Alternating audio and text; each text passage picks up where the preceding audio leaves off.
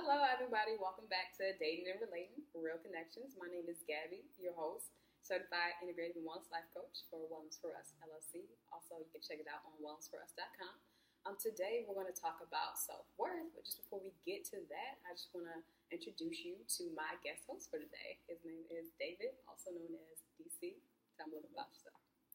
Well, as she said, my name is David. Some people know me as DC. I'm a singer originally from the South, living here in Phoenix now. I'm an operations manager. So that's what I do. Yeah, great. So tell me how long we know each other. Oh, we've known each other. I've known Gabby, the life coach, for about a year now. So it's been a great year. Yeah, really great. But just again, before we get to that topic for the day, we're going to talk about the challenges for last week, which was on toxic relationships. So it was identifying relationships in your life that you thought was toxic, or identifying those people that were toxic too as well. So fortunately for me, I don't have any toxic people in my life, but just for the challenge, I let a few people know where they stand, and just as I said, inside and between us, what levels of friends are just there's always levels. But moving on to the topic for the day, self-worth. Starting off, David. So what comes to mind when you hear the term self-worth? When I hear the term self-worth, I think realistic image of self, like confidence in your strengths, but also acknowledgement of your flaws and knowing that neither define you. Your strengths don't define you, nor do your flaws. So just having a realistic view of yourself and how you value you. Excellent. I like two key things that you said in there, like, your flaws are your strengths, don't define you, and also what you said about valuing yourself. So I certainly agree, like, when it comes to mind, when I think about it, I think about self-esteem, self-confidence, how you feel about yourself. It's more of an inward thing and never should be like an outward reflection is what I think. So second question, how do you feel that self-worth can impact relationships?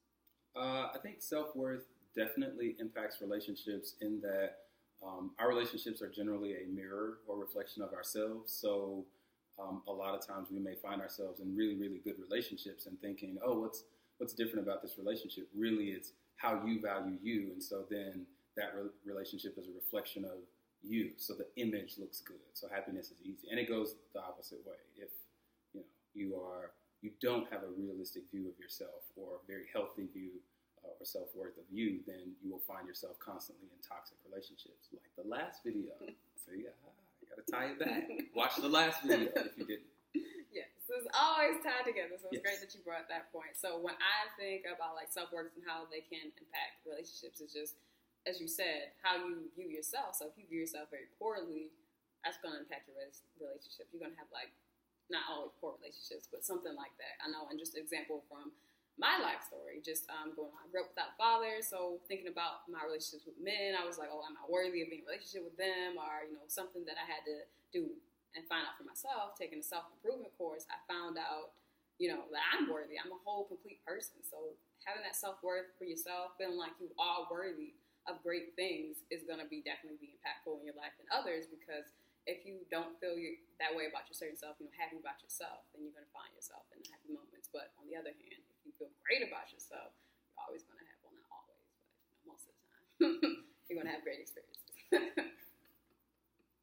But yeah, so our last question, we talked a lot about self-worth and what you think you're worthy of. So David, what do you think you are worthy of? Well, again, like I said earlier, I think self-worth is just a reflection of self. So I believe I'm worthy of someone like myself. I'm worthy of, honesty, and I am worthy of happiness. I'm also worthy of some bad situations to happen in life, because again, life isn't perfect, and nor am I. So, I'm worthy of happiness and love.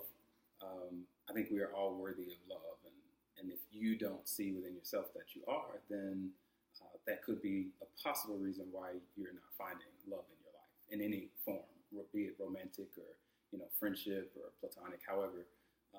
But yes, I think everyone at their core is worthy of love. If you are able to give love, you are worthy of love. So that's what I think I'm worthy of. And of course, like I'll take some money and a nice house and a Bentley or something like that. But as far as what I'm worthy of, that's what I'll say. So you got my love, baby. Thank you. I appreciate. I think I'm worthy of that. Yes, exactly. So just it goes back to another one of this shows was on values and relationships. So I think I'm worthy of everything that I value. You know, honesty, loyalty, respect, love, all those, authenticity, all of that is what I think I'm worthy of. And that brings us to the challenge for today, which is writing down 5 to 10 things that you think you are worthy of, and actually, you know, making actions about it, because, you know, this is an actionable show. We don't just write down things. We actually go out and do them. So, yes, action is very important. But I want to thank you so much for watching the show. Just follow me on Real Connections GP. Check out my website, wellnessforus.com. Also want to thank you so much for tuning in. Hope to see you.